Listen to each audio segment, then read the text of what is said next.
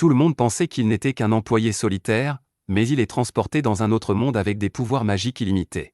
Liam est un salarié moyen qui occupe un emploi sans avenir et qui finit par s'assoupir au travail. Lorsqu'il se réveille, il se retrouve dans un monde totalement différent où des nobles et des gens de grande classe boivent un verre tandis qu'une femme de chambre tente de le réveiller.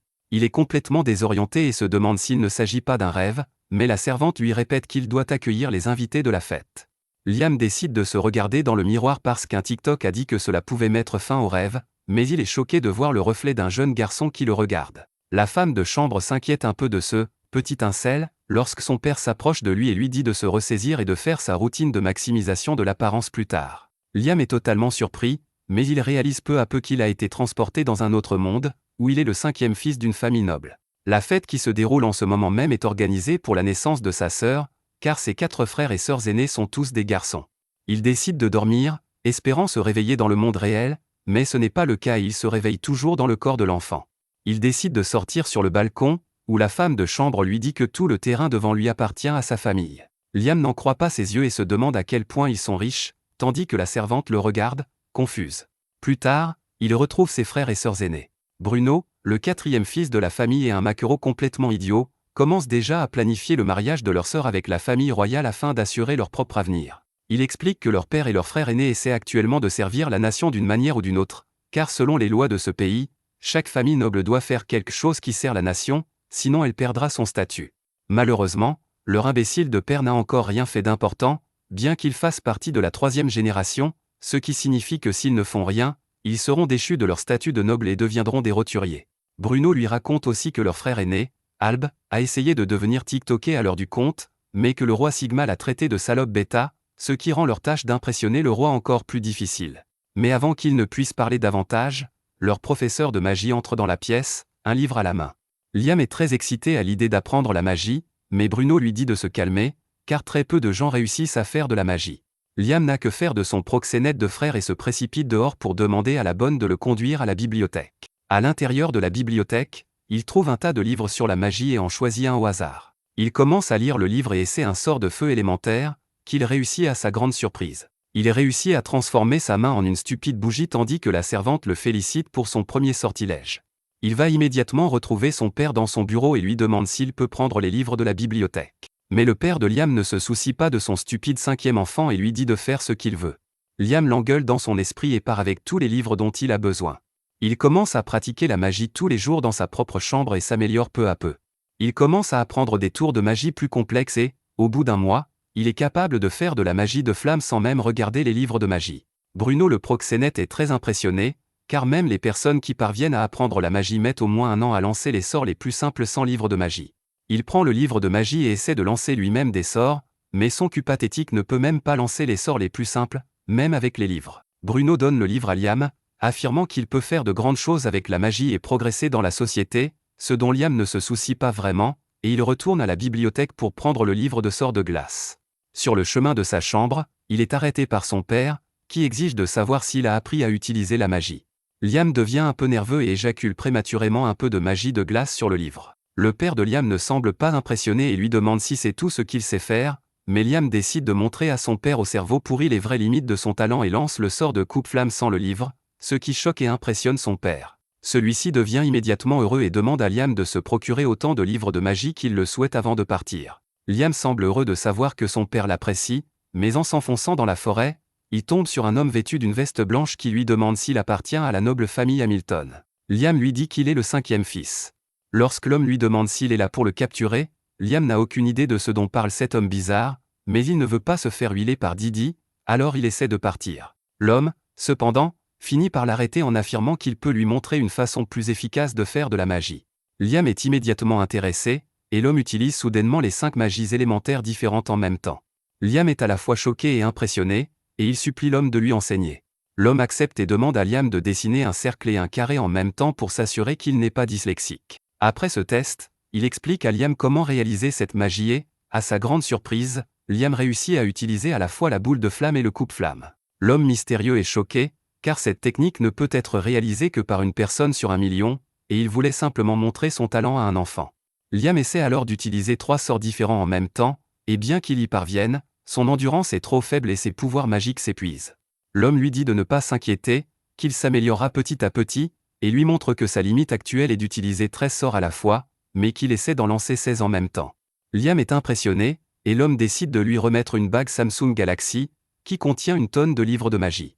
Liam s'enthousiasme et tente de lancer un sort de magie du vent, qui fonctionne parfaitement, mais lorsqu'il se retourne pour remercier l'homme, celui-ci disparaît mystérieusement. Soudain, la femme de chambre s'approche de Liam et lui demande s'il va bien, car elle a entendu dire qu'un homme mystérieux avait été aperçu dans leur propriété. Liam ment en disant qu'il était seul. La servante lui remet alors un nouveau livre de magie et lui dit d'être prudent avant de partir. Liam se demande de quoi il s'agit, quand soudain l'homme réapparaît, affirmant qu'il s'est simplement rendu invisible. Il regarde alors le livre et dit à Liam d'essayer de jeter un sort en portant l'anneau de Galaxie. Liam suit les ordres et invoque une salamandre enflammée, qui est immédiatement aspirée par l'anneau comme une Pokéball. Liam se rend compte qu'il peut sauvegarder tous les sorts qu'il veut dans cet anneau, alors il commence à invoquer autant de Pokémon que possible avant de les sauvegarder dans son anneau.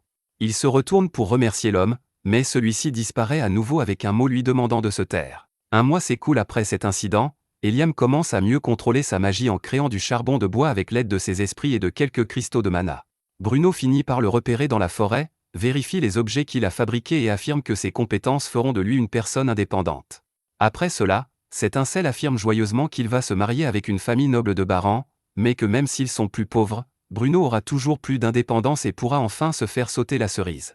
Liam est heureux d'entendre cela, mais Bruno lui dit qu'il devrait aussi commencer à chercher des moyens d'obtenir l'indépendance. Il lui explique qu'avant la naissance de Liam, son père voulait vraiment une fille pour l'intégrer à la famille royale, mais ses plans ont échoué car Liam est né garçon. En désespoir de cause, son père a rassemblé 1 millier de soldats et a lancé une attaque contre le dragon des collines, mais même s'il a réussi à sceller le monstre, il a fini par perdre 90% de ses soldats. Bruno affirme que même si Alb et leur père tentent tout désespérément, il pense personnellement que la famille Hamilton est finie et que Liam devrait assurer son propre avenir. Liam le remercie pour son conseil et part en ville pour vendre ses affaires et gagner de l'argent. Après avoir obtenu un accord équitable, il déjeune dans un magasin de nouilles local lorsqu'il a soudain une idée et rentre précipitamment chez lui. Il entre dans la cuisine et tend à ses domestiques un paquet de ramen instantané en leur demandant de l'essayer. Les domestiques sont impressionnés par cette nouvelle création, tandis que ce porc capitaliste commence à réfléchir à la manière dont il pourrait transformer ce monde en une Amérique avec 50% d'obésité. Il se précipite immédiatement pour vendre les ramen instantanés dans les magasins locaux, mais ceux-ci refusent d'acheter son produit car son frère aîné, Alb, l'a empêché de vendre sa marchandise. Liam s'en va tristement tandis qu'Alb sort de derrière le comptoir, maudissant Liam d'être si doué en magie.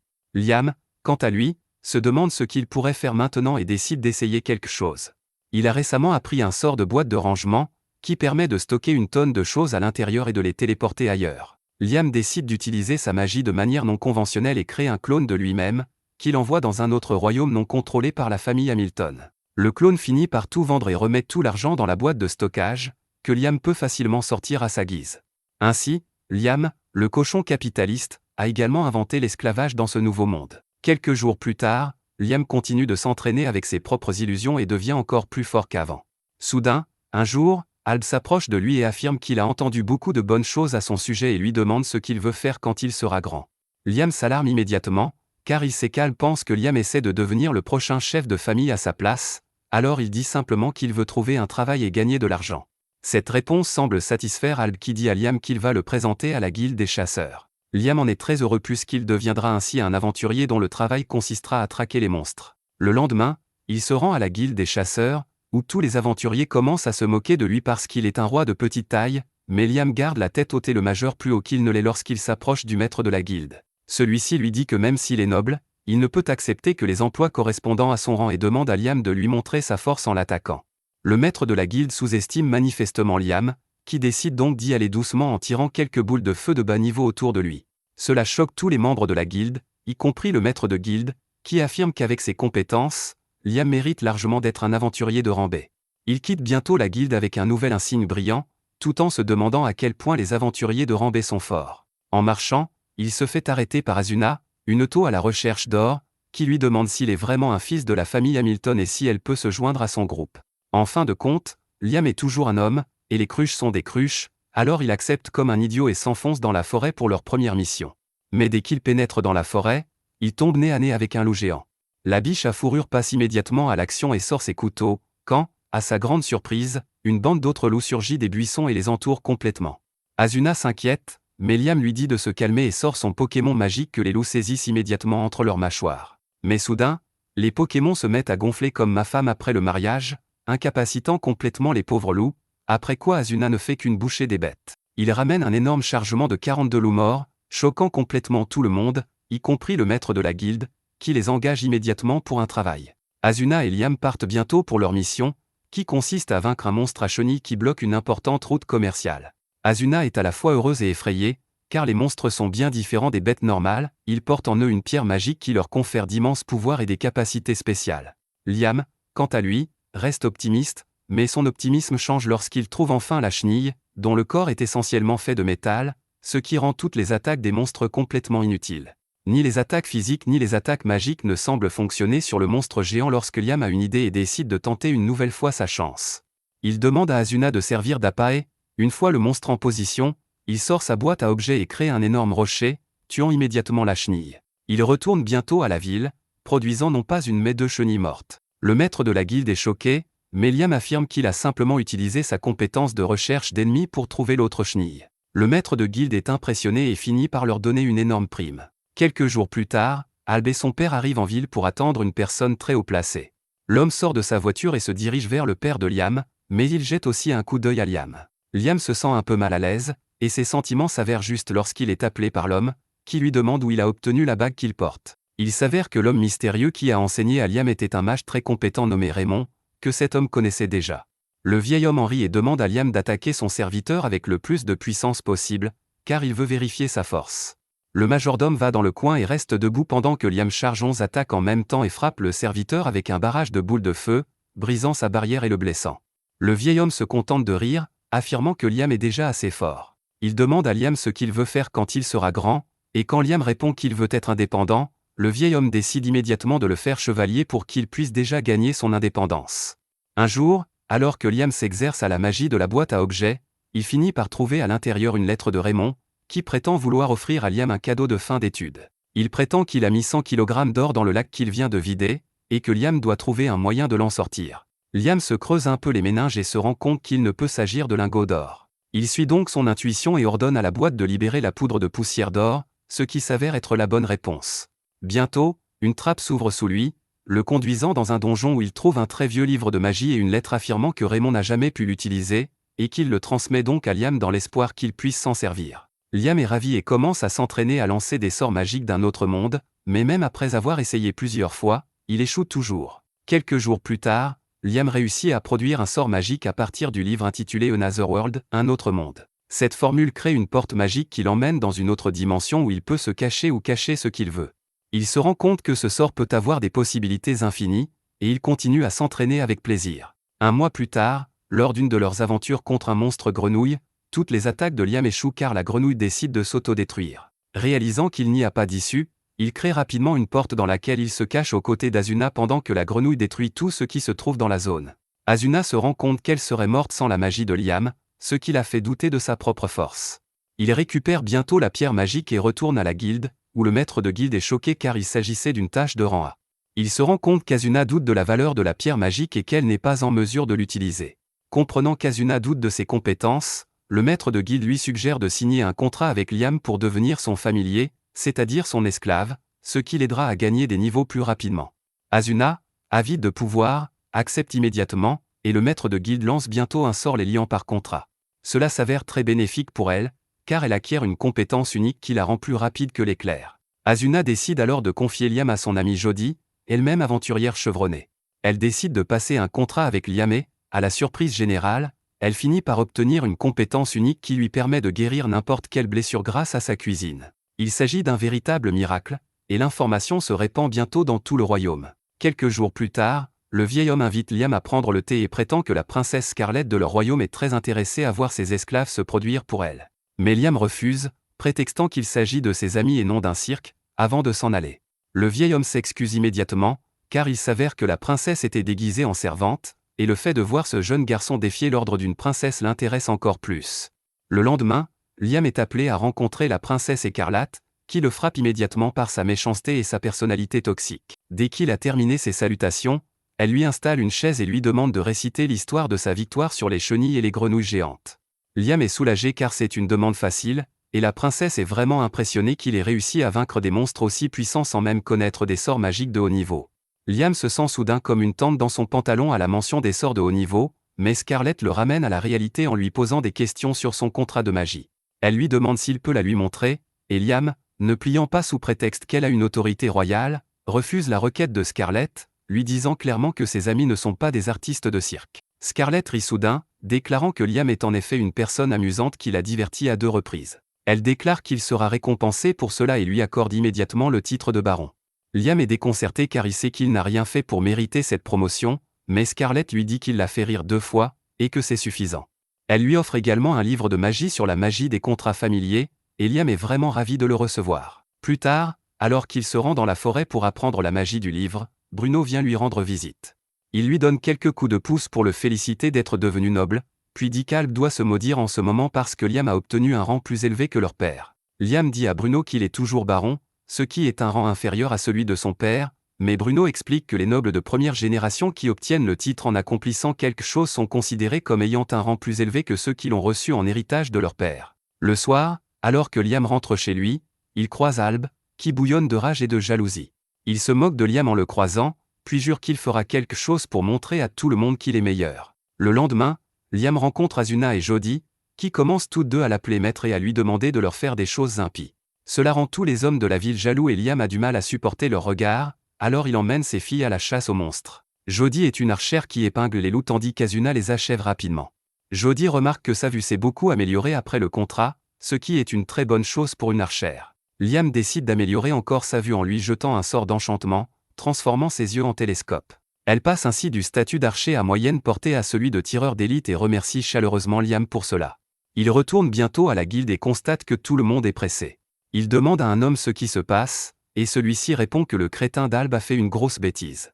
Il a enlevé le sceau du puissant monstre scellé sur leur territoire, et trop de gens ont été gravement blessés à cause de cela. Liam comprend immédiatement qu'Alb a fait cette bêtise parce qu'il était jaloux de lui et court vers les montagnes, où il voit des dizaines de soldats blessés, et même Alb sur une civière. Dès qu'il voit Liam, Alb l'attrape par le col et lui dit qu'il ne perdra pas contre lui, mais le maître de la guilde le frappe et l'endort parce qu'il ne veut plus entendre un seul mot sortir de la bouche de cet idiot. Asuna lui demande « À quoi avons-nous affaire ?» et le maître de la guilde lui explique qu'il y a des décennies, l'arrière-grand-père de Liam a scellé un monstre dragon dans les montagnes, mais qu'aujourd'hui Alb a retiré le sceau. Le démon dragon, Redon, est lui-même assez faible après avoir été scellé pendant si longtemps, et le vrai problème est sa progéniture, qui a blessé tous les soldats. Le maître de la guilde dit qu'il a trouvé des gens capables de sceller à nouveau le monstre dragon, mais tant qu'ils ne s'occuperont pas d'abord des enfants, ce ne sera pas possible. Liam et les filles se rendent à l'endroit où se trouvent les dragons, et Asuna s'occupe des enfants dragons, qui sont plus petits que ce à quoi elle s'attendait. Cependant, leur souffle de feu est très puissant et peut transformer un arbre en cendre en quelques secondes. Liam dit à Asuna de reculer et lance des boules de feu sur les enfants dragons, mais ceux-ci les contre. Ils se rendent compte qu'ils ne peuvent pas gagner et les filles suggèrent qu'ils battent en retraite. Soudain, les enfants dragons leur foncent dessus et Liam a une idée.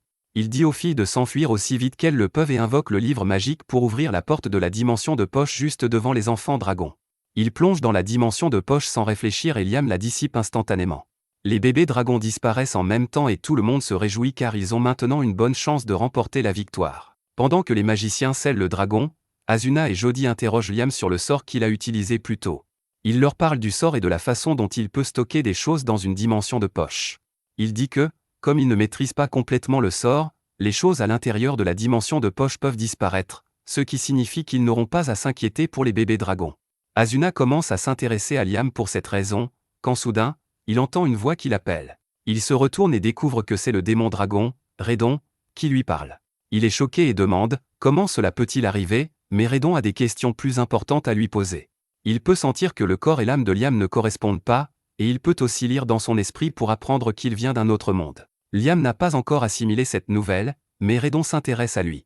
Il lui demande de l'emmener avec lui pour lui montrer le genre d'avenir qu'il peut créer et lui assure qu'il peut l'aider grâce à son pouvoir. Liam accepte la proposition car il ne ressent pas de mauvaises vibrations de la part du dragon. Redon se transforme soudain en mana et entre dans le corps de Liam, se gravant sur sa main sous forme de tatouage. Liam sent l'énergie déborder de son corps et il se met immédiatement à la tester. Il tire 11 missiles magiques sans incantation, et lorsqu'il incante un sort, il peut en tirer 17 avec un contrôle parfait. Il en est émerveillé, mais il voit ensuite tous les magiciens siffler et tousser comme s'ils avaient oublié leurs médicaments contre l'asthme ce matin. Redon dit à Liam d'absorber son mana dans son corps, car il submerge les autres. Liam s'exécute rapidement et les magiciens respirent enfin en paix. Le maître de la guilde le remercie d'avoir si bien géré l'affaire, et Liam s'excuse pour le désagrément que son stupide grand frère a causé à tout le monde. Il décide de se racheter auprès des personnes blessées en faisant don de 10 kilos d'or. Plus tard dans la soirée, le père de Liam le remercie d'avoir pris soin du désordre créé par Alb. Liam est curieux de savoir ce qu'il va advenir d'Alb, et son père lui répond qu'il restera assigné à résidence pour le moment, et qu'il réfléchira sérieusement à sa punition. Liam se sent mal pour son frère et va dans sa chambre pour parler, mais il n'entre pas car il entend Alb crier que c'est lui qui aurait dû ressusciter la famille Hamilton et non Liam. Liam se rend compte que son frère ne s'intéresse qu'à son nom de famille et que c'est ce qui l'a rendu si con. Il décide de le laisser tranquille et va se coucher. En se réveillant le lendemain matin, il se rend compte qu'il a obtenu 2 nouveaux sorts excitants après avoir conclu un contrat avec Redon.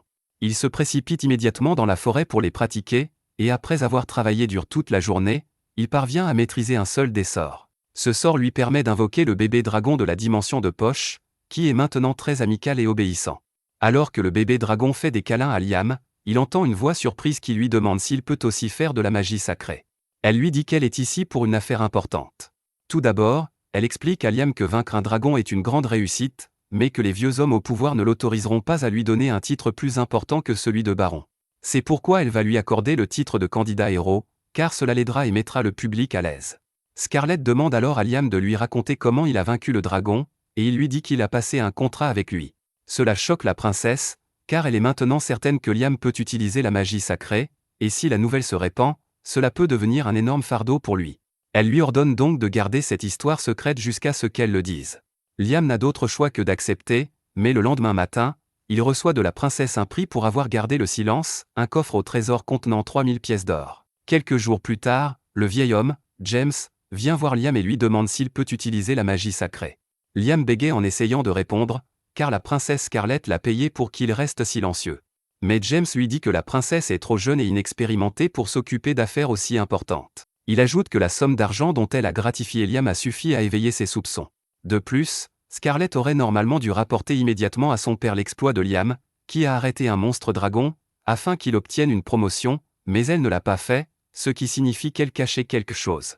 Pressé par James de révéler les détails, Liam finit par céder et admet qu'après avoir absorbé le pouvoir du dragon Redon, il a obtenu des sorts de magie sacrée. James est curieux de les voir, et Liam utilise le sort « All Clear », qui dissipe tous les effets négatifs de sa cible, y compris l'empoisonnement et la pétrification. James est impressionné et décide alors de donner à Liam une importante leçon d'histoire. Il commence à parler de la guerre des 3 dragons qui s'est déroulée il y a plusieurs siècles. Le dragon qui pouvait utiliser la magie sacrée a gagné la guerre, puis il a rejoint un humain qui pouvait emprunter la magie sacrée du dragon. Cet humain a ensuite fondé un pays, et c'est dans ce pays qu'ils vivent. Liam ne comprend pas très bien comment cette histoire s'inscrit dans son contexte, mais James lui demande ce qui lui vient à l'esprit lorsqu'il entend que le dragon a rejoint un humain.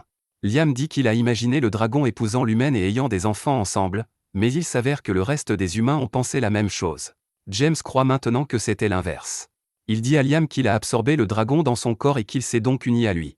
Liam pense que ces paroles ont un sens, et James dit qu'il a le potentiel de recréer la légende de la fondation de leur pays. Le vieil homme s'inquiète également de 2 choses, la première concernant la famille Hamilton. Il explique à Liam que son arrière-grand-père a obtenu le titre de noble en scellant Redon.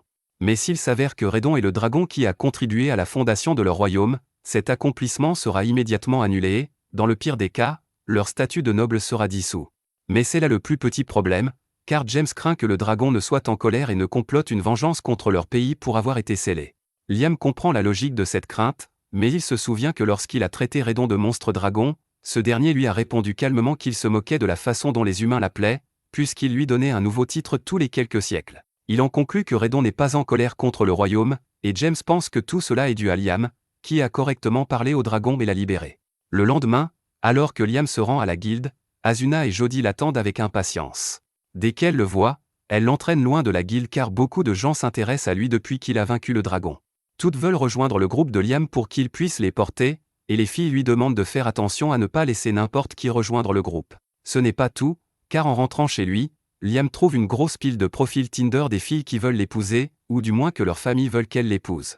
Liam est un peu dépassé par la situation, puis Bruno, le proxénète, vient marier Liam à la cousine éloignée de sa femme. Liam évite toutes les offres de mariage et va voir Asuna et Jody pour leur montrer quelque chose de spécial. Il les emmène dans la forêt, et elles espèrent qu'il va leur montrer sa saucisse longue d'un pied, mais au lieu de cela, il les emmène à l'intérieur de sa dimension de poche, qui a maintenant une maison à l'intérieur. Il leur explique qu'il l'a fait construire par des charpentiers dans une autre ville et qu'il l'a ensuite installée à l'intérieur. Comme il maîtrise la compétence, autre monde, les choses qui se trouvent dans cette dimension ne disparaîtront pas.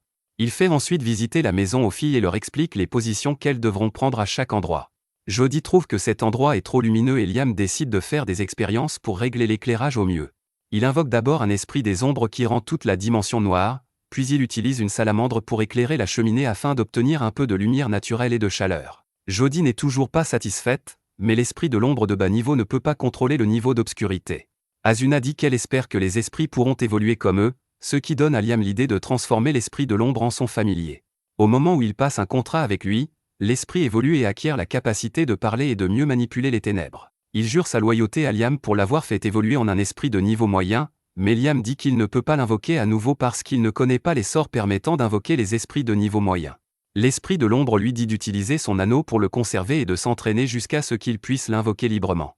Liam apprécie l'idée et aspire immédiatement l'esprit à l'intérieur. Ensuite, il fait évoluer la salamandre en cousin éloigné de Charizard et l'aspire également à l'intérieur de l'anneau. Il fait ensuite évoluer et conserve un esprit de chaque élément et obtient la magie d'invocation d'esprit de niveau moyen, qui est incroyablement précieuse. Le lendemain, Liam se rend dans la forêt car Redon l'y a envoyé en mission.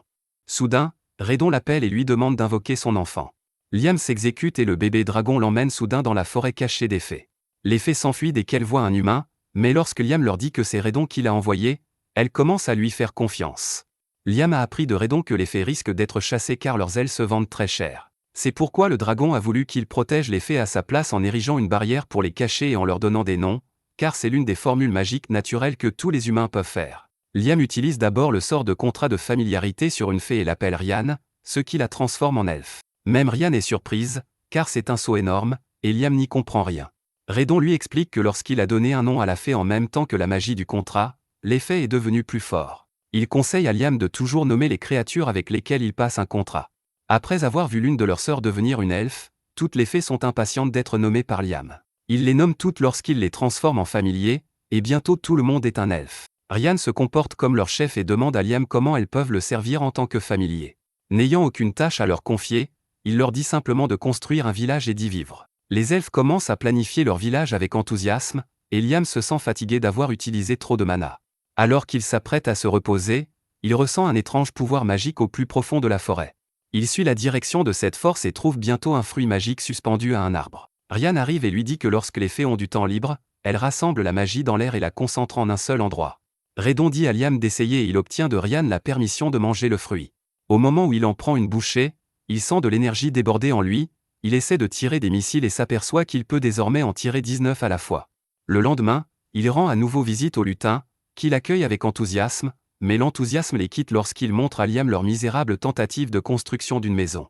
Soudain, ils entendent un cri et courent vers la source pour découvrir que des bandits ont capturé un elfe. Liam court vers eux, leur disant de laisser la fille, mais il décide de le confronter à la réalité. L'un des bandits l'attaque, mais Liam se contente de le frapper avec ses missiles magiques. Les deux autres bandits décident de l'attaquer à leur tour, mais Liam invoque son clone d'ombre et leur attaque combinée met les deux bandits hors d'état de nuire. Liam décide alors d'envoyer temporairement les elfes dans la dimension de poche, car la forêt n'est pas sûre pour eux. Il craint qu'il n'y ait pas assez de place pour eux, mais à sa grande surprise, la dimension de poche s'est agrandie parce qu'il a mangé le fruit magique hier. Il dit aux filles de rentrer à l'intérieur et les fait sortir sur son territoire pour que les bandits ne puissent pas les attaquer. Les elfes sont stupéfaits par ses capacités et s'agenouillent devant lui, le suppliant d'être leur roi et de les diriger. Ils lui promettent de faire tout ce qu'il veut s'il devient leur roi, et le pervers décide d'accepter l'offre. Pendant qu'il donne aux elfes des ramens instantanés à manger, il commence à pratiquer l'autre sort sacré qu'il a reçu de Redon. Cela fait 4 jours qu'il a commencé à le pratiquer, mais il n'a pas réussi à l'utiliser une seule fois. Soudain, il a un moment d'eureka et apprend enfin à exécuter le sort. Il rassemble les elfes et utilise le nouveau sort, qui est en fait de la magie de téléportation, pour les amener dans un coin de terre isolé à 100 km de chez lui. Son clone l'y attendait déjà. Et c'est ainsi que Liam a pu choisir cet endroit comme destination de la magie de téléportation. Il dissipe le clone, puis Redon lui dit d'utiliser le pouvoir de son écusson sur la zone environnante. Au moment où Liam fait cela, un seau cachant la véritable apparence de la terre est brisé. Les elfes sont heureux de voir qu'ils vont vivre dans une forêt luxuriante, et Redon dit à Liam que c'est l'un des endroits qu'il a scellés. Liam en demande la raison, mais Redon se tait, et ils ne cherchent pas à en savoir plus. Après cela, les filles elfes s'affairent à trouver des endroits pour construire des maisons, et Liam s'entraîne à maîtriser son sort de téléportation. Après de nombreux essais, il parvient à réduire la durée d'incantation à 0 secondes. Il décide de rentrer chez lui et laisse les 3 bébés dragons garder les elfes. Une fois rentré chez lui, il reçoit la visite de Scarlett, qui lui demande si le dragon qui est en lui a parlé de la terre promise. Liam répond par la négative, mais révèle que le dragon a parlé des terres scellées. Il lui parle également des elfes, et Scarlett veut les voir. Liam a une faveur à lui demander avant cela, et il s'agit de rencontrer un ingénieur compétent pour aider les elfes à construire un village. Scarlett lui présente un nain qui est l'ingénieur de la cour, et Liam crée son clone pour l'emmener avec lui au village des elfes. Une fois arrivé dans la forêt, Scarlett demande à Redon s'il s'agit de la terre promise, mais il ne donne pas de réponse définitive. Scarlett répond que, selon la légende, lorsque l'humanité sera au bord de la destruction, elle trouvera refuge dans la terre promise. Elle sort un anneau qui est la clé de leur salut, et qui résonne avec le tatouage de Liam. Il demande à la tenir, et au moment où il la touche, l'île se met à flotter. Scarlett n'a plus aucun doute et s'agenouille devant Liam, lui jurant fidélité car il est le maître de la terre promise, et lui demandant de créer ici un pays qui sauvera tout le monde. Peu de temps après, les elfes commencent à construire leur village avec l'aide de l'ingénieur nain, tandis que Liam part éliminer tous les monstres de la région. Scarlett observe avec enthousiasme ses combats contre les monstres, et Liam lui demande si elle ne devrait pas retourner à la capitale maintenant. Elle lui répond qu'elle compte rester à ses côtés et le servir, car il est le maître de la terre promise. Liam n'est pas tout à fait convaincu, car cela pourrait causer des complications politiques, mais Scarlett explique que la famille de sa mère est réputée avoir du sang de dragon dans les veines, ce qui explique pourquoi les femmes de sa famille ont souvent été mariées à la famille royale. Cependant, elle souhaite servir Liam, qui abrite en lui le dragon sacré Redon. En entendant cela, Redon conseille à Liam d'emmener Scarlett au nord, car il y a là-bas quelque chose qui lui plaira. Il se dirige vers le nord et trouve une porte de pierre qui les mène à des ruines anciennes. En descendant les escaliers, il découvre des écritures anciennes peintes sur les murs, puis se retrouve face à une statue de dragon noir. La statue s'anime soudainement, et Redon explique à Liam qu'il s'agit d'un golem gardien modelé d'après lui. La première tâche de Liam est de vaincre ce golem, et Redon lui donne un indice, son nom est inscrit sur la tête du golem dans une langue ancienne, et s'il efface une lettre, il se transformera en un mot signifiant obéir. Heureusement, Scarlett connaît cette langue et indique à Liam la lettre exacte à effacer. Liam se téléporte près du golem et frappe la lettre, transformant instantanément le golem en un animal de compagnie obéissant à Scarlett, grâce au sang de dragon qu'elle possède. Elle décide de rester un moment avec le golem, et Liam sort des ruines. Il commence à soupirer en pensant à l'insistance de Scarlett à le servir, car il n'arrive pas à s'y habituer. Soudain, il aperçoit de la fumée venant de la direction du village des elfes et s'y téléporte pour découvrir que tout a été réduit en ruines. Rena accourt et lui explique que les hommes-loups les ont attaqués et tout détruit. La tribu des hommes-loups arrive également pour affronter Liam. Le chef le traite de sale étranger et lui ordonne de quitter la terre sacrée immédiatement s'il ne veut pas devenir le dîner de sa famille. Liam essaie de discuter, mais le chef des loups bondit sur lui sans lui laisser de chance. Liam se téléporte derrière lui et l'assomme avec une attaque de foudre à courte portée. Il invoque ensuite un bébé dragon pour montrer au chef des loups qu'il n'est pas un homme suspect. Le chef des loups est stupéfait, et Liam lui demande si sa tribu a protégé cette région sur les ordres de Redon depuis tout ce temps. Le chef confirme, et Liam lui explique que les elfes sont également sous la protection du dragon. Le chef des loups s'excuse pour l'attaque du village, mais Rena lui dit que cela n'a pas d'importance car ils servent tous deux le dragon sacré. Elle suggère que les loups concluent un pacte avec Liam et lui jurent fidélité, et toute la tribu accepte. Liam ne voit aucun inconvénient à cela et commence par le chef des loups. Au moment où il lance le sort de contrat familier sur le chef, celui-ci se transforme en femme. Liam est choqué car il pensait que le chef était un homme, mais peu importe, il la nomme Chris et conclut des contrats avec les autres loups. Le lendemain, il constate que les loups-garous nouvellement évolués aident les elfes à reconstruire le village. Chris court l'embrasser dès qu'elle le voit et s'excuse à nouveau pour les dégâts causés au village. Liam souhaite avoir un sort pour tout réparer magiquement, et Redon lui dit que s'il n'a pas un tel sort, il peut simplement en créer un. Liam est excité à cette idée, et Redon lui dit d'imaginer clairement tout le processus du début à la fin. Liam se concentre et invente un sort de réparation automatique qui permet aux objets de retrouver leur état d'origine même s'ils sont endommagés. Ensuite, il se rend dans un endroit isolé pour créer de nouveaux sorts. Alors qu'il s'entraîne à une version améliorée des missiles de feu, Rena vient l'informer d'une urgence, un groupe de soldats humains a pénétré dans la région et essaie de chasser les fées pour leurs ailes. Liam se téléporte immédiatement à l'endroit où les humains ont été repérés et les confronte. Les soldats lui demandent s'il vit ici et s'il connaît les fées. Liam leur répond que cet endroit est son pays et qu'il ne devrait pas s'y aventurer sans sa permission. Les soldats se moquent de lui disant de raconter cette histoire à ses amis imaginaires. Ils tentent d'avancer, mais Liam lance des missiles magiques pour les avertir. Malgré cela, L'un d'eux se précipite vers lui, et Liam se téléporte sur son cheval avant de le repousser avec un missile magique, leur ordonnant de ne plus jamais mettre les pieds dans son pays. De retour au village, Rena lui présente les fées qui vivaient dans cette région jusqu'à ce que les humains les attaquent. Elle dit qu'elles veulent toutes conclure un pacte avec lui, et Liam est stupéfait par leur nombre. Il passe toute la soirée à inventer 100 nouveaux noms tout en formant des contrats avec les fées et en les transformant en elfes, qui deviennent tous des résidents de son village. Plus tard, Liam emmène Scarlett, Rena et Chris dans sa maison dans la dimension de poche et leur montre le casque que portaient les soldats. Scarlett remarque qu'il provient du royaume de Palta, qui se trouve à côté de la terre promise, ainsi que du royaume de Jamil, auquel elles appartiennent, et d'un autre pays appelé Kestidor. Elle pense que les soldats de la veille n'étaient que des éclaireurs, et que bientôt des armées des 3 royaumes viendront revendiquer ce territoire. Liam se tend en entendant cela et commence à sérieusement considérer la suggestion de Scarlett de fonder un pays ici. Elle lui dit qu'il a besoin de 3 choses pour un pays, un territoire, un peuple et du pouvoir. Il a déjà le territoire, et davantage de gens viendront à mesure que la nouvelle du pays se répandra. Liam remarque qu'il a besoin de pouvoir, et Chris se propose de diriger l'armée des loups-garous pour tuer tous les intrus qui les attaquent. Cependant, les événements progressent plus vite que prévu, et le lendemain, un noble du royaume de Jamil vient voir Liam sur ordre de son roi. Il dit que le royaume de Jamil ne souhaite pas se battre contre Liam, mais plutôt former une alliance avec lui. Pour cela, le roi a proposé de marier la princesse Scarlett à Liam. Liam est surpris par cette offre, et bien qu'elle semble bonne, il veut d'abord en discuter avec Scarlett. Il crée un sort de télépathie sur le champ pour qu'il puisse parler sans que les autres le sachent et lui demande s'il doit accepter l'offre. Elle lui dit qu'il devrait, car même s'il y a un grand plan politique derrière cette offre, le mariage aidera grandement son royaume. En entendant cela, Liam accepte l'offre du noble et dit qu'il épousera la princesse, mais pas immédiatement. Il explique qu'il a besoin d'au moins 1 an pour transformer sa petite nation en un endroit digne de Scarlett, et le noble répond qu'il transmettra ce message au roi. Ils partent sur ces mots, et Liam et Scarlett sont soulagés que les négociations aient abouti. Ensuite, Liam envoie son clone avec Scarlett pour qu'il puisse atteindre son manoir et s'y téléporter. Une fois que le clone arrive au manoir, il retourne au village et amène le vrai Liam au manoir. Scarlett l'accueille, et alors qu'ils entrent, Liam sent la puissance de Redon émaner du manoir. Il demande à Scarlett s'il y a quelque chose en lien avec le dragon ici, et elle le conduit directement à l'église, où une statue en argent de Redon est exposée sur l'autel. Redon est surpris de voir que la statue est toujours là, et Liam demande ce que c'est. Le dragon lui dit de lancer le sort de révélation sur elle, et dès que Liam le fait, la statue se transforme en armure de combat et enveloppe le corps de Scarlett. Elle peut utiliser la magie sacrée avec l'aide de l'armure, mais elle est épuisée après un seul sort, et l'armure redevient une statue.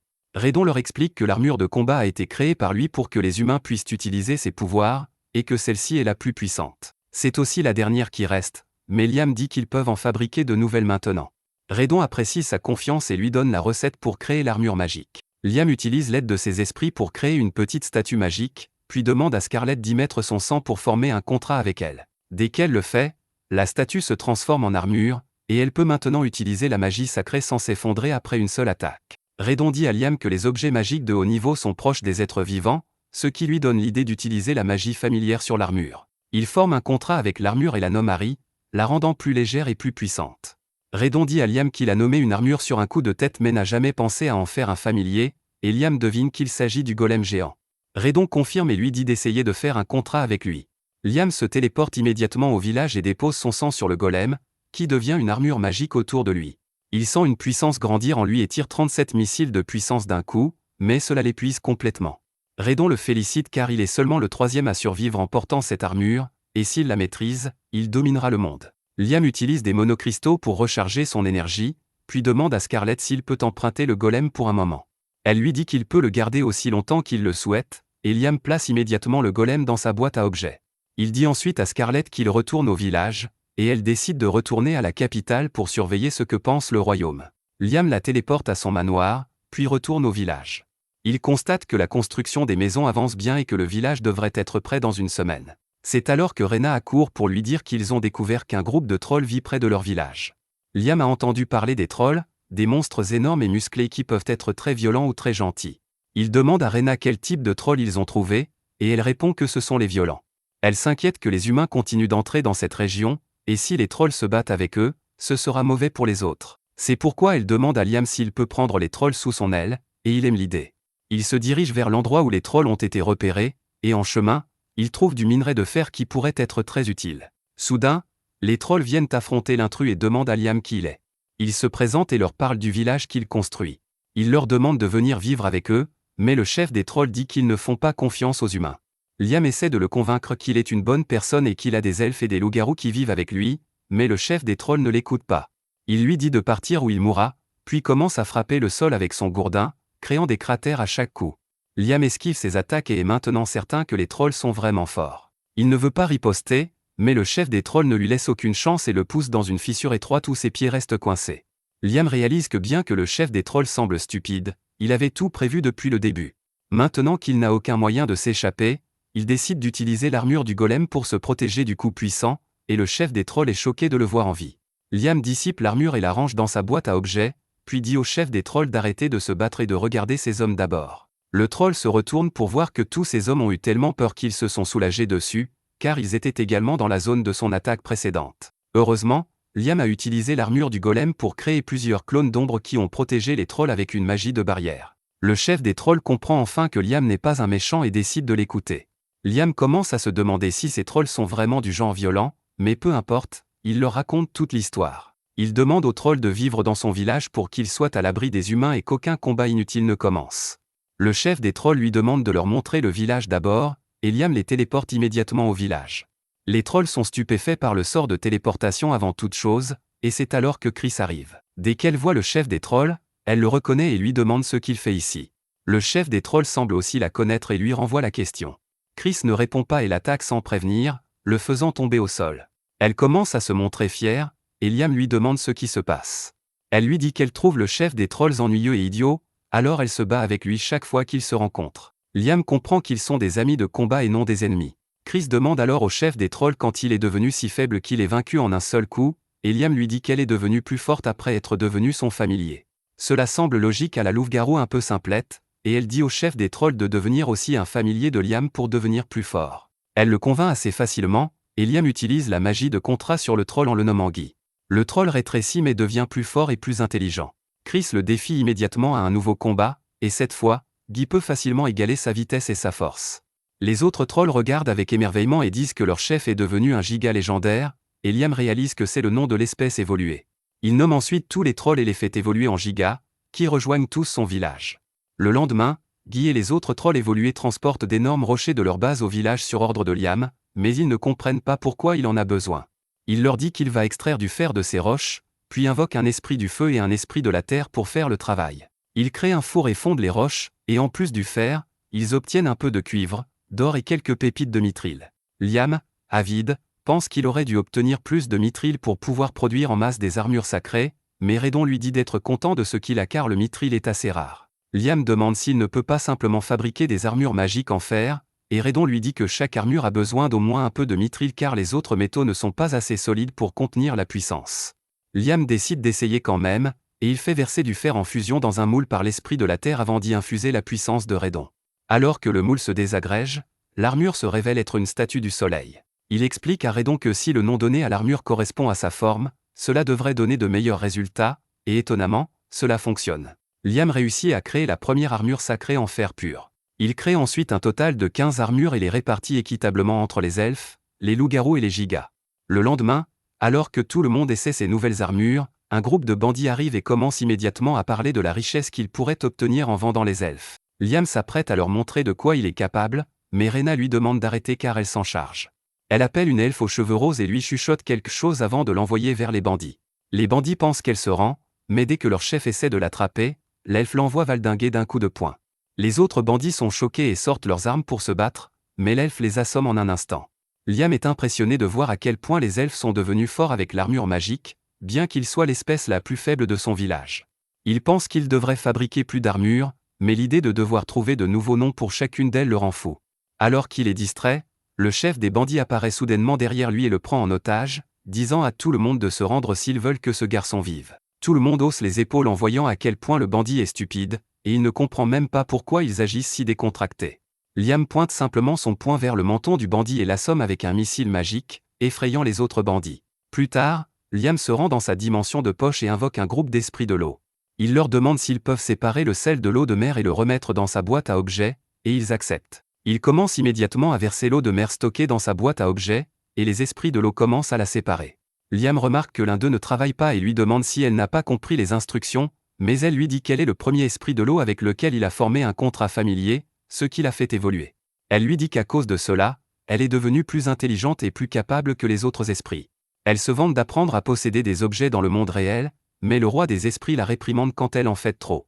Liam lui demande ce qu'elle veut dire, et elle explique que les esprits puissants peuvent posséder des objets de manière permanente et prêter leur pouvoir aux armes et aux objets magiques. Liam est curieux d'essayer cette capacité, mais avant cela, il décide de la rendre plus puissante. Il nomme l'esprit de l'eau 0, et elle sent ses capacités augmenter.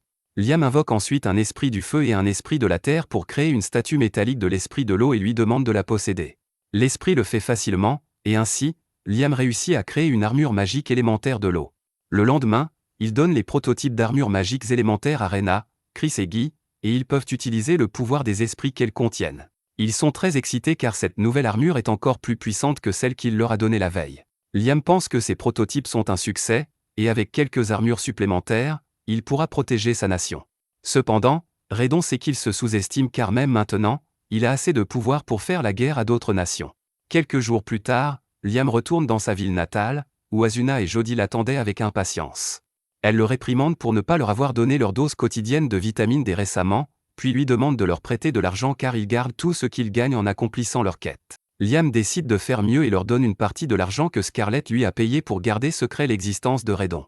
Les filles sont intimidées par une telle somme d'argent, mais décident de la garder. Elles partent immédiatement faire des courses avec l'argent, et au lieu d'acheter quelque chose pour elles-mêmes, elles achètent un cadeau pour Liam, qui a déjà beaucoup d'argent.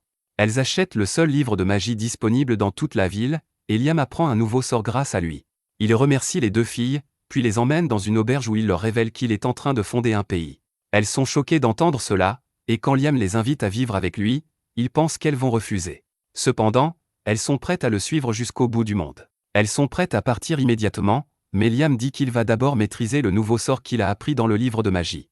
Il lance le sort appelé boîte de poussière, et une boîte noire apparaît devant lui.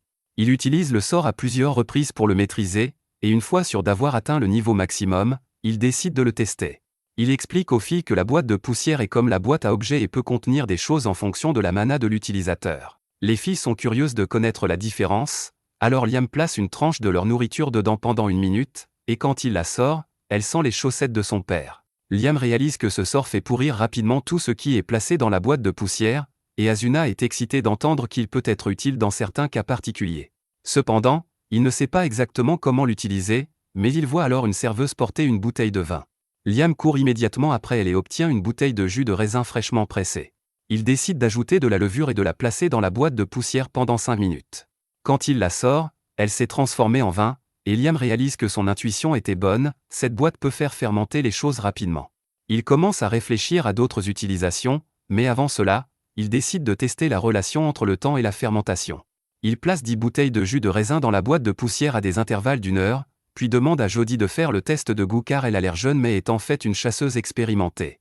Jodie commence avec la bouteille qui a passé 1 heure dans la boîte de poussière et passe progressivement à celle qui y est restée 10 heures. Alors que Liam la voit avaler les verres un par un, il commence à saliver en se rappelant les soirées arrosées qu'il avait avec ses amis, mais Asuna le trouve répugnant et le gifle pour le sortir de ses pensées perverses. Pendant ce temps, Jodie termine son évaluation et dit que la bouteille d'1 heure a le goût d'un vin d'1 an, et celle de 10 heures a le goût d'un vin de 10 ans. Liam conclut qu'1 heure dans la boîte de poussière équivaut à 1 an. Ensuite, il emmène Asuna et Jodie dans son village, et elles sont stupéfaites de voir 3 races différentes travailler sous ses ordres. Elles se lient rapidement d'amitié et organisent une fête le soir même. Le lendemain, elles partent dans la forêt et trouvent un groupe d'arbres fruitiers sauvages. Liam fait ramasser des fruits à tout le monde pour les transformer en vin et lancer sa marque d'alcool. Comme toujours, Guy et Chris commencent à rivaliser, et Rena leur dit d'arrêter de cueillir tous les fruits des mêmes arbres. Soudain, Liam entend quelqu'un crier de douleur et se précipite pour aider. Il voit un homme pâle mordre l'un des trolls évoluer et frappe immédiatement l'agresseur avec ses missiles de puissance. Il l'envoie valdinguer, mais celui-ci se relève et s'enfuit dans la forêt. Liam décide de ne pas le poursuivre et se tourne vers la personne blessée. Guy essaie déjà de la réveiller quand soudain l'homme devient pâle et attaque Guy comme un chien enragé. Guy parvient à le maîtriser et à le retenir, mais l'homme ne reprend pas ses esprits.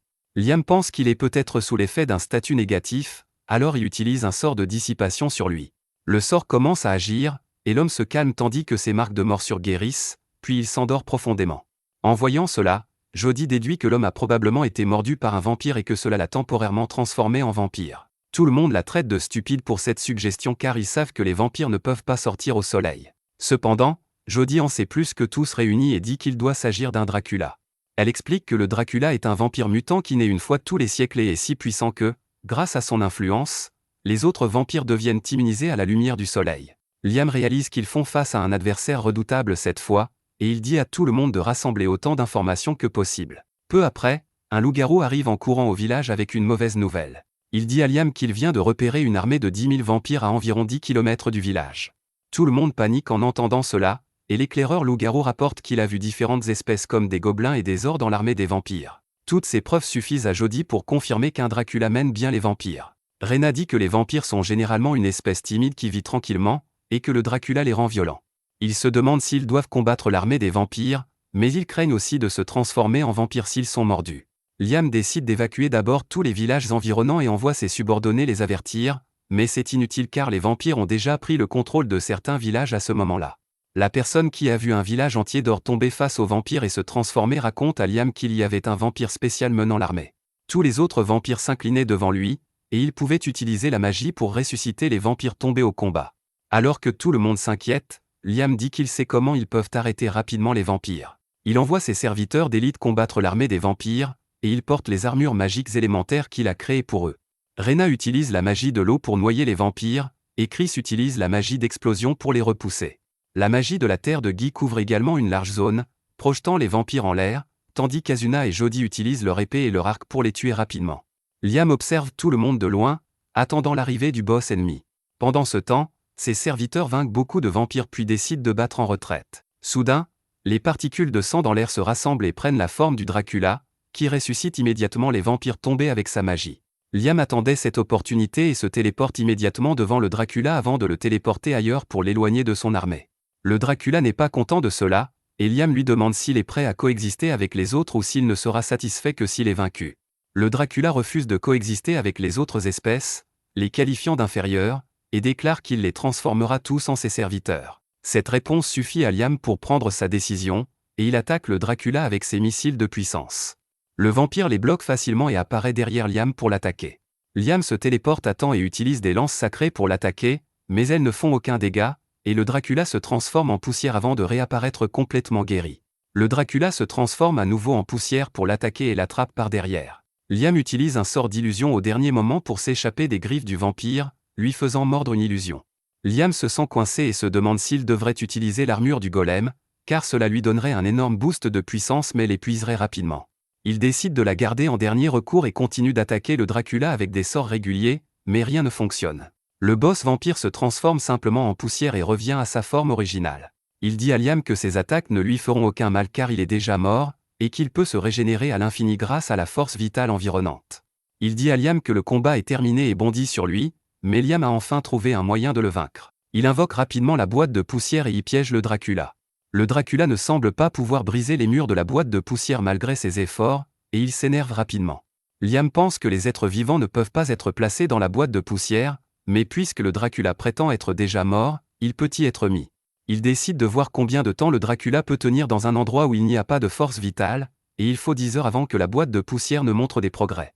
La nuit venue, la boîte de poussière informe Liam que le Dracula est entré dans un état d'animation suspendu, ce qui signifie qu'il est pratiquement dans un état végétatif. Liam est soulagé et pense qu'il a enfin gagné. Avec cela, il se téléporte de retour sur le champ de bataille, où Asuna et Jodie sont heureuses de voir qu'il est indemne. Liam ne s'intéresse pas à elle pour le moment, il est plus curieux des personnes qui étaient sous l'influence de Dracula. Elles sont assises par terre, immobiles, sans même émettre un son. Asuna explique qu'elles ont soudainement cessé de bouger il y a un moment, ce qui lui a fait comprendre que Dracula avait été vaincu. Elle emmène Liam vers l'un des anciens vampires et brise ses crocs sans effort. Liam pense que cela signifie qu'ils sont tous libérés du contrôle de Dracula quand, soudain, certains d'entre eux se mettent à crier de douleur alors qu'une énergie magique s'échappe de leur corps. Liam ne comprend pas ce qui se passe, et Redon explique que toutes les personnes ici ont été transformées en vampires grâce au pouvoir de Dracula. Maintenant qu'il a été vaincu, elles ne reçoivent plus aucune puissance de sa part, et leur corps commence à se désintégrer. Liam veut tous les sauver, et il se souvient soudain qu'il a réussi à utiliser un sort de magie sacrée pour dissiper le vampirisme d'un troll évolué plus tôt. Il l'essaie sur un vampire, qui se transforme en un gobelin normal en quelques secondes. Liam est maintenant plein d'espoir de pouvoir sauver tout le monde, alors il commence à lancer le sort sacré sur tous les vampires en vue, les transformant en êtres normaux. Cependant, il y a plus de personnes en souffrance qu'il ne peut en aider, et il commence à paniquer. Redon lui dit de se calmer et lui rappelle qu'il existe un moyen d'augmenter sa puissance pour aider tout le monde. Liam réalise qu'il parle de l'armure Gollum, et il l'invoque et l'enfile immédiatement.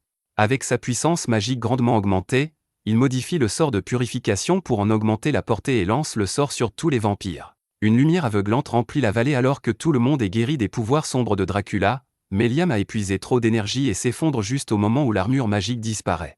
Quand il se réveille une heure plus tard, Asuna lui reproche d'avoir été imprudent, mais il n'est pas d'humeur à l'écouter.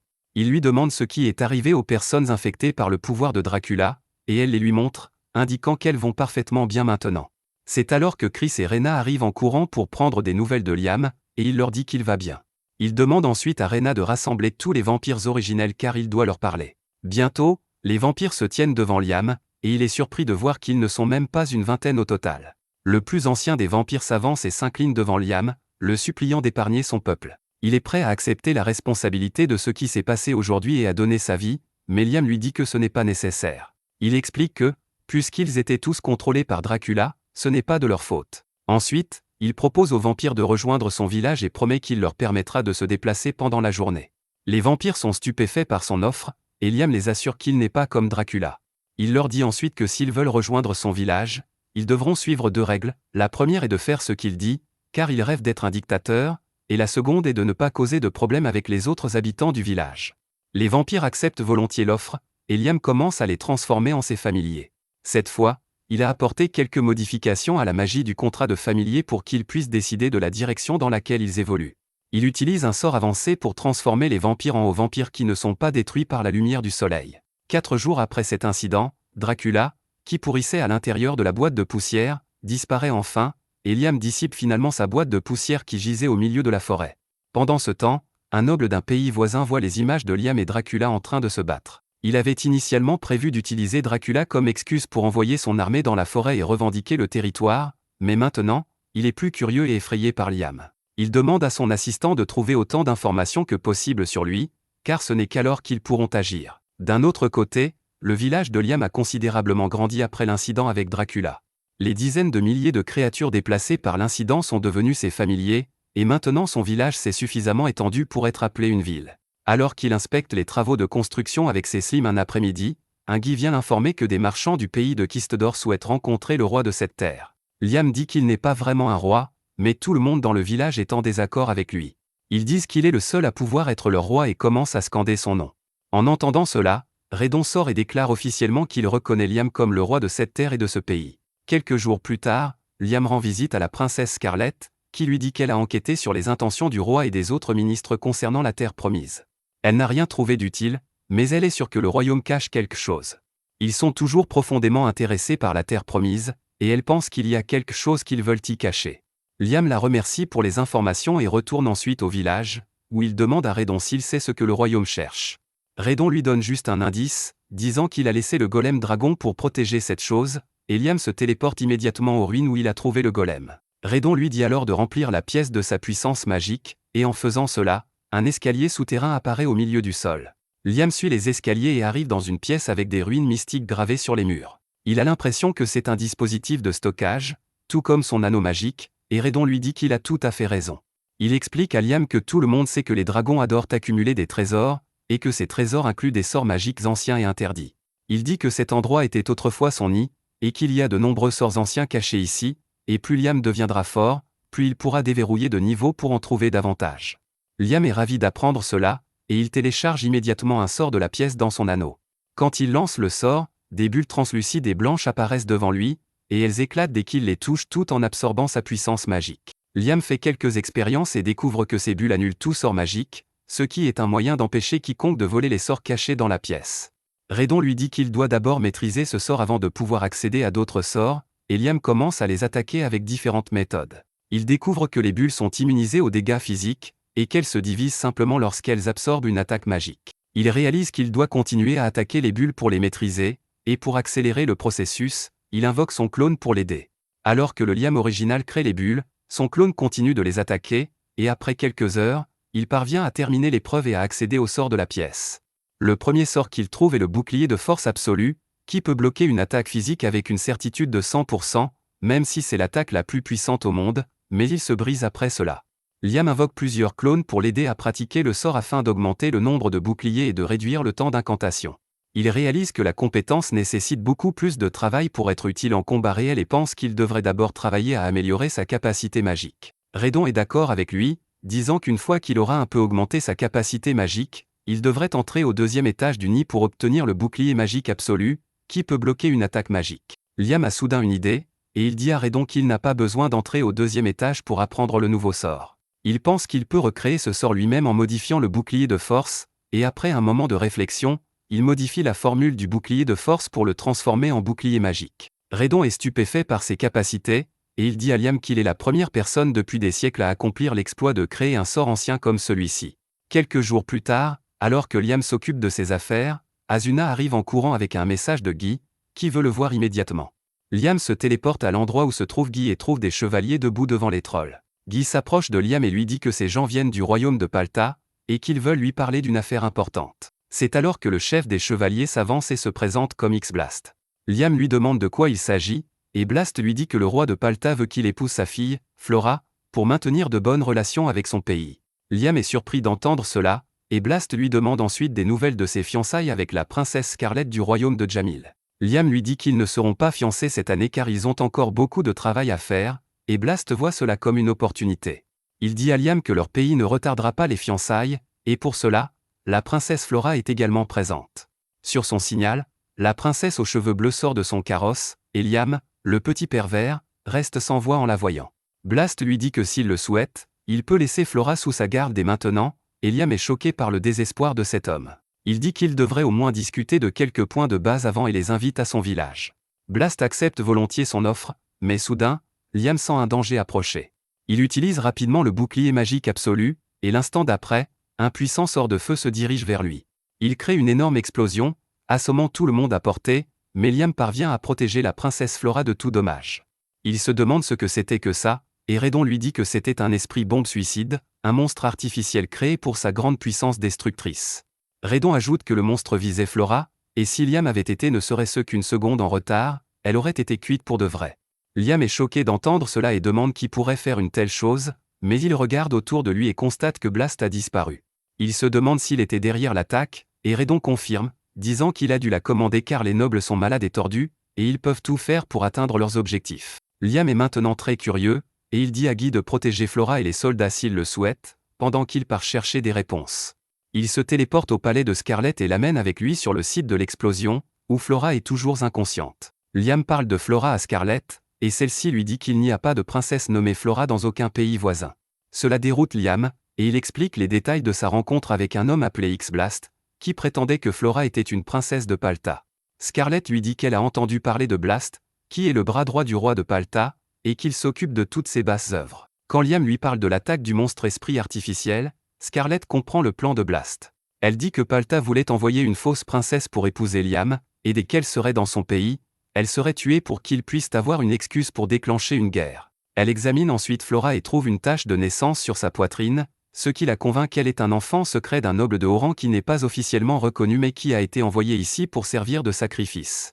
Bientôt, Flora se réveille, et Liam, sans vergogne, lui dit qu'il attend des remerciements pour lui avoir sauvé la vie. Flora panique en entendant qu'elle est toujours en vie, et elle dit à Liam de s'éloigner d'elle car elle est dangereuse pour lui. Elle lui montre une marque de malédiction sur sa main, disant que même s'il peut la protéger des attaques extérieures, elle est condamnée à mourir de toute façon. Elle ne veut pas lui causer de problème après qu'il l'a sauvée et lui demande de la laisser tranquille. Liam, cependant, attrape sa main et neutralise sa malédiction avec de la magie sacrée. Il lui demande ensuite si elle a d'autres pièges sur son corps dont il doit s'occuper, et Flora ne peut toujours pas croire qu'il a supprimé la malédiction. Scarlett se vante fièrement de ce que Liam est capable d'utiliser la magie sacrée pour effacer toutes sortes de malédictions. Liam lui demande si elle sait ce qu'était la malédiction, et elle lui dit qu'elle l'aurait transformée en monstre, et qu'elle aurait obéi à tous les ordres de la personne qui a lancé la malédiction. Redon réalise soudain qu'un objet de magie noire a été utilisé sur elle, et il pense que c'est la même chose qui a été utilisée pour créer Dracula afin qu'il attaque leur village. Liam devient furieux en entendant cela, mais il décide de s'occuper d'abord de Flora. Il lui dit que, puisqu'elle n'a nulle part où aller, elle devrait rester avec eux et promet qu'il ne laissera plus le royaume de Palta lui faire du mal. Après cela, Liam et Scarlett ont une conversation privée où elle lui dit que les 3 pays voisins de cette région le sous-estiment, et qu'il doit montrer sa puissance pour les faire taire. Liam demande s'il doit chercher la bagarre avec quelqu'un, mais Scarlett a une meilleure idée. Elle lui dit qu'il doit d'abord créer sa propre monnaie. Elle lui montre 3 versions des pièces d'argent utilisées dans son pays et dit que la version originale est la plus détaillée, mais lorsqu'elle est copiée pour être distribuée au grand public, elle perd beaucoup de détails. Liam comprend qu'elle lui suggère de créer des pièces qui ont un niveau de détail uniformément élevé même lorsqu'elles sont destinées à la distribution générale, ce qui montrera aux autres pays qu'ils possèdent une technologie supérieure. Liam aime l'idée, et il invoque immédiatement les esprits du feu et de la terre pour créer son premier lot de pièces d'argent.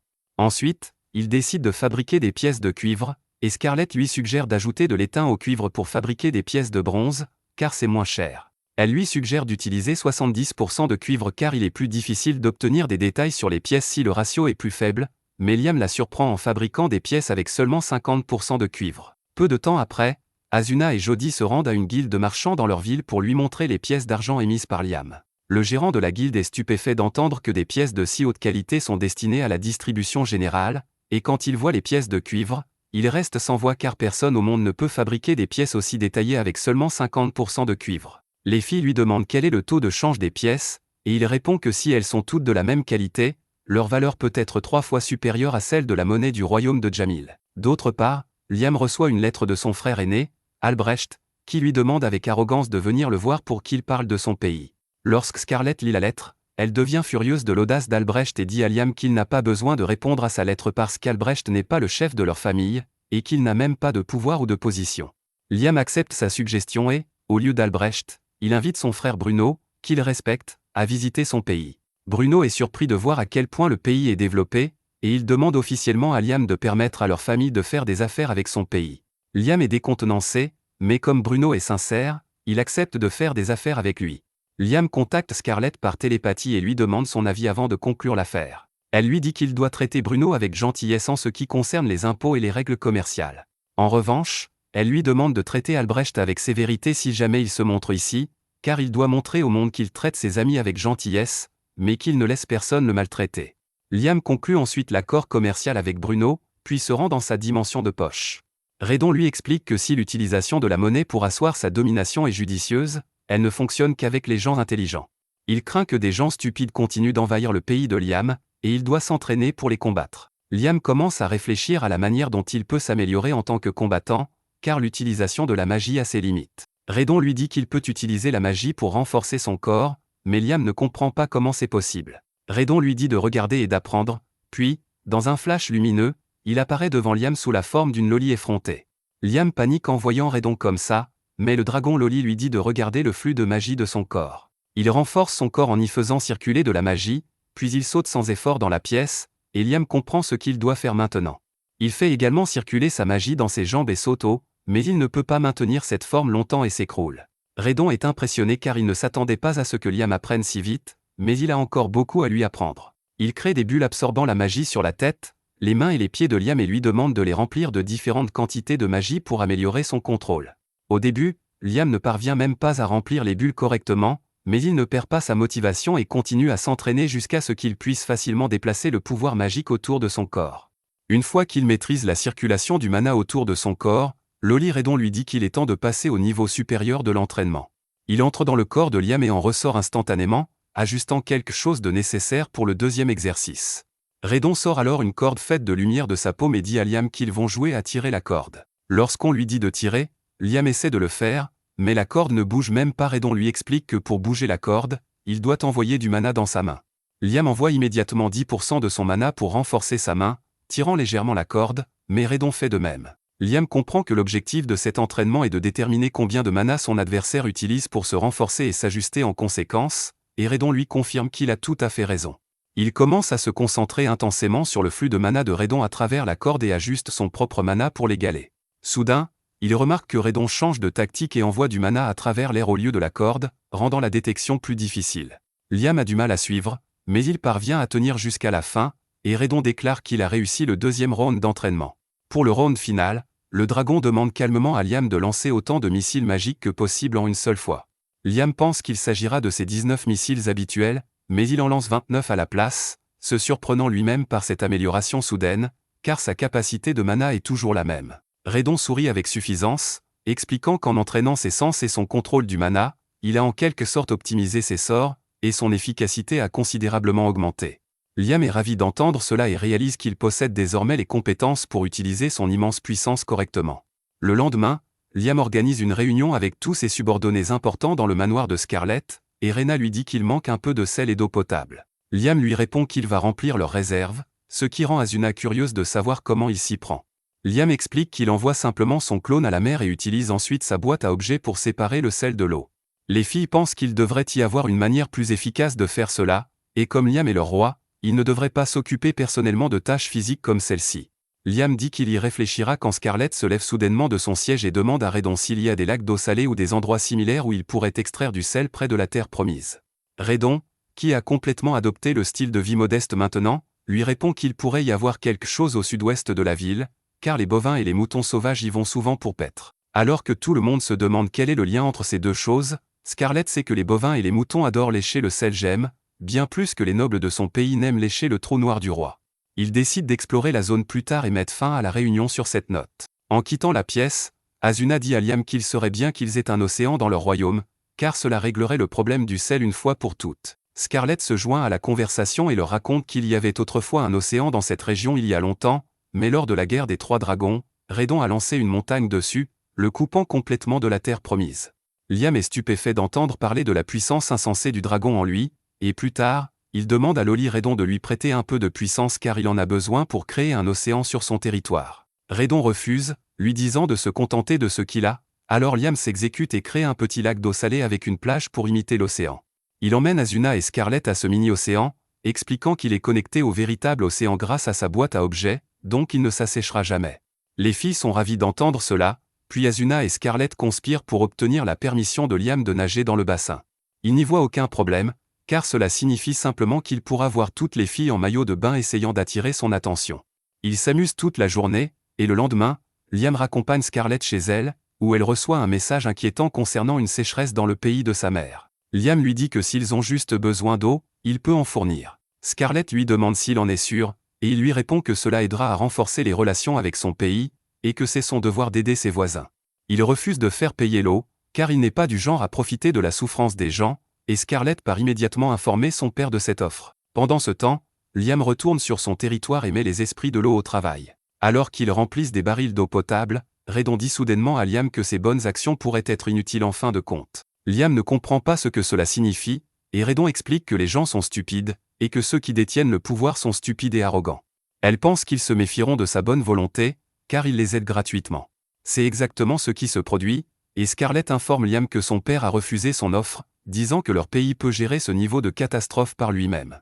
Actuellement, ils envoient des colis de secours aux endroits les plus touchés par la sécheresse, mais ils ne peuvent pas téléporter autant d'eau que Liam le pourrait. Redon suggère soudainement qu'il pourrait faire pleuvoir sur la région pour mettre fin à la sécheresse, et Liam se montre curieux à ce sujet. Redon lui dit que parmi les sorts de magie sacrée de plus haut niveau, il existe un sort pour contrôler la météo. Liam est très excité d'entendre cela, mais il réalise qu'il n'est pas encore prêt pour ça. De plus, s'il essaie d'aider le royaume avec de la magie sans permission, il pourrait se sentir offensé, alors il décide d'adopter une approche plus douce cette fois-ci. Peu après, Liam rend visite à son frère Bruno avec un plan. Comme son frère est un noble de Baran, et que fournir des secours aux régions sinistrées est une réalisation qui peut aider les nobles à maintenir leur titre, Liam veut que Bruno travaille avec lui. Il explique qu'il va téléporter de l'eau grâce à sa boîte à objets vers les endroits où elle est nécessaire, et que Bruno la distribuera officiellement.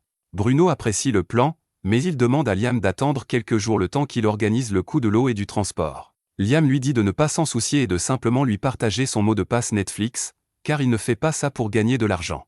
Alors que Bruno apprécie son plan, le roi du royaume de Jamil, lui, ne l'apprécie pas, et il envoie quelques nobles chez Liam pour préparer son mariage avec Scarlett. Redon sent que les préparatifs du mariage ne sont qu'un prétexte, et que le roi prévoit de le surveiller et de s'assurer qu'il n'aide pas les régions touchées par la sécheresse.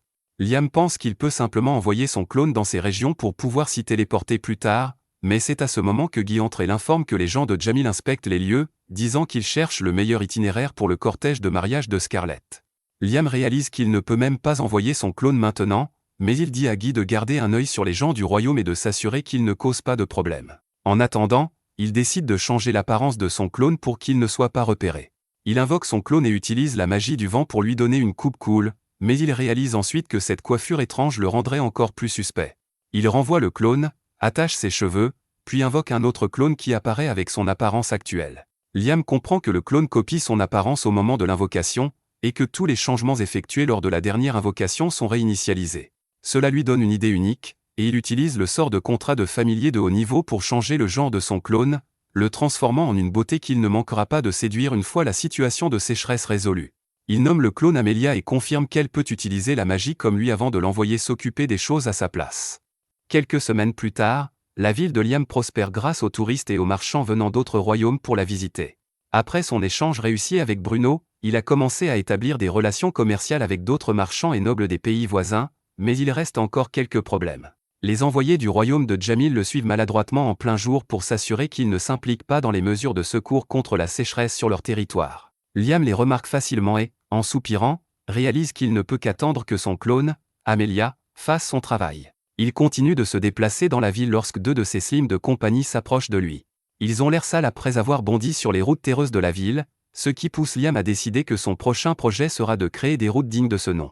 Il met immédiatement les trolls au travail, leur demandant de rassembler de gros rochers et de les réduire en gravier. Il invoque également des esprits de la terre pour commencer à creuser la route afin de pouvoir la remplir. Redon lui demande quelle méthode il utilisera pour construire la route, car il existe 3 méthodes couramment utilisées dans ce monde. La méthode la plus high-tech utilise un minéral appelé éther brûlante, qui agit un peu comme du goudron, et Liam s'enthousiasme à l'idée de le créer grâce à la magie. Bientôt, ces esprits ont fini de creuser une fosse d'1 mètre de profondeur à l'emplacement de la route, et Redon lui dit que c'est exagéré, car seules les routes les plus importantes des capitales sont creusées aussi profondément. Elle lui dit de regarder autour de lui, car tous ceux qui le voient construire des routes de si haut niveau sont déjà déboussolés. Liam est un peu nerveux à cause de cela, mais il continue avec son plan initial. Les trolls remplissent la tranchée de gravier et y déposent de la terre brûlante, que Liam fait fondre à l'aide d'esprits du feu, créant ainsi une route parfaite. Après avoir construit des routes de cette manière dans toute la ville, Liam décide de les étendre et de transformer les routes reliant sa ville à d'autres endroits. Les travaux se poursuivent sans problème, et bientôt les deux slims apportent à Liam son déjeuner. Alors qu'il se baisse pour ramasser le panier, il réalise qu'il manque quelque chose à ses routes et appelle immédiatement les esprits du feu pour faire fondre la couche supérieure de la route. Ensuite, il demande aux esprits de la terre de soulever légèrement la partie centrale de la route, lui donnant une légère pente de chaque côté. Redon ne comprend pas pourquoi Liam fait quelque chose d'aussi superflu, et il lui montre en versant de l'eau sur la route. Grâce à la pente, l'eau s'écoule immédiatement. Liam explique alors que le centre de la route est la partie la plus utilisée, et qu'avec le temps, il s'usera, permettant à l'eau de s'accumuler. En surélevant le centre, l'eau s'écoulera sur les côtés, et la route ne sera pas endommagée. Le lendemain, les trolls et les esprits continuent de paver la route selon les instructions de Liam. Pendant ce temps, il décide de s'entraîner en dormant sur une corde raide, ce qui s'avère beaucoup plus difficile que prévu. Redon lui demande ce qu'est cette nouvelle méthode d'entraînement, et Liam répond qu'il doit utiliser la magie pour renforcer son corps afin de maintenir son équilibre sur la corde. Il ajoute que s'il parvient à maintenir son équilibre ainsi et à dormir, il pourra s'entraîner même en dormant, ce qui améliorera grandement son utilisation de la magie. Il continue de tomber de la corde à plusieurs reprises, mais finit par apprendre à bien se stabiliser. Redon lui dit que puisqu'il y arrive maintenant, il a dû remarquer quelque chose de nouveau. Liam réalise que le dragon a raison, et il commence à se demander quelle est la différence. Redon lui explique que la magie d'une personne est subtilement influencée par la région où elle vit, et maintenant que Liam a affiné son équilibre, il pourrait être capable de le percevoir. Il décide d'essayer immédiatement et étend sa magie pour scanner les habitants de la ville. Il repère les personnes ayant une signature magique unique, et ce sont toutes des espions envoyés pour le surveiller. Cependant, la partie choquante est que les 3 pays voisins ont tous envoyé des espions dans sa ville. Liam a du mal à croire que ce n'est pas seulement le royaume de Jamil qui le surveille, mais Redon l'assure qu'ils ne savent pas qu'il est au courant. Liam est nerveux, mais Redon lui suggère alors de montrer sa puissance pour rappeler aux espions leur place. Il commence à y réfléchir sérieusement et rend visite à Scarlett le lendemain. Il lui demande des informations sur la force militaire des 3 royaumes, et elle lui dit que Jamil et Palta ont chacun 40 000 soldats, tandis que Kistedor en compte 50 000. Liam n'a pas besoin d'être bon en maths pour comprendre que cela signifie que les 3 royaumes disposent de plus de 100 000 soldats, tandis que son pays ne compte qu'environ 10 000 personnes, civils inclus. Il pense qu'ils ne font pas le poids face à ses ennemis pour l'instant, même avec les armures magiques qu'il a créées. Il décide de faire tout son possible pour éviter toute guerre pour le moment, et Scarlett lui dit de compter sur elle en matière de diplomatie. Liam retourne ensuite dans sa ville et commence à penser que les autres nations du continent ont peut-être également envoyé des espions pour le surveiller. Il décide de vérifier leur présence en utilisant ses compétences, mais alors qu'il étend sa puissance magique aussi loin que possible, il sent quelque chose d'inhabituel. Il se téléporte immédiatement à l'endroit d'où provient ce signal étrange et demande à ses subordonnés d'arrêter les travaux sur la route. Il invoque ensuite les esprits de la terre pour creuser profondément, et il trouve rapidement ce qu'il a senti. Liam saute dans la fosse profonde et trouve des morceaux solides de haut mithril, un métal incroyablement rare. Il réalise qu'il y a toute une mine de mithril dans cette zone, et qu'en l'utilisant, il pourra créer des armures magiques pour tout son pays et en avoir encore à revendre. Il comprend enfin comment tenir les autres nations en respect et se téléporte à l'extérieur, où Scarlett attend des nouvelles. Liam lui dit d'annoncer à tous qu'il a trouvé une mine de mithril, ce qui lui permettra de fournir des armures magiques à tous dans son pays, et elle accepte immédiatement. Peu de temps après, Liam arrête complètement le projet de route et fait venir plus de ses hommes pour extraire le mithril. Rena vérifie la quantité de ce minéral rare et dit qu'il y en aura assez pour créer des milliers d'armures magiques. Avec l'aide des esprits, Liam les affine en barres de mithril et commence à rêver de la richesse qu'il pourrait acquérir en les vendant. Cependant, il est aussi un peu contrarié de ne pas pouvoir continuer à travailler sur la route. Rena se sent également impuissante car les elfes n'ont pas contribué au projet récent.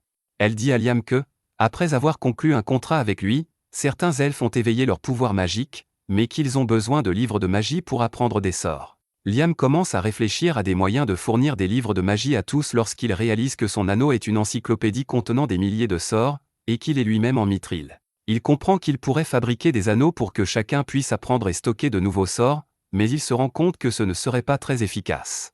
Au lieu de cela, il pense qu'il devrait créer des salles souterraines comme celle des ruines, où plusieurs personnes pourraient apprendre le même sort. Rena s'inquiète en le voyant parler tout seul depuis quelques minutes, mais Liam lui demande alors si elle peut utiliser la magie. Elle lui dit qu'elle peut utiliser la magie de glace, alors il décide de tester sa théorie sur elle. Il les téléporte tous deux en vilée, avec l'aide des esprits, place une fine couche de mithril sous la surface de la route. Il lance ensuite un sort magique dessus et demande à Rena de se tenir sur la route. Dès qu'elle le fait, elle sent les sorts stockés dans la plaque de mithril s'écouler dans son esprit, et elle est soudainement capable de lancer une attaque de glace de bas niveau. Elle est vraiment excitée par cela, et Liam explique que la plaque de mithril sous la route est un dispositif de stockage magique, et comme elle est en plein air, tout le monde peut apprendre la magie librement sans se soucier de l'espace.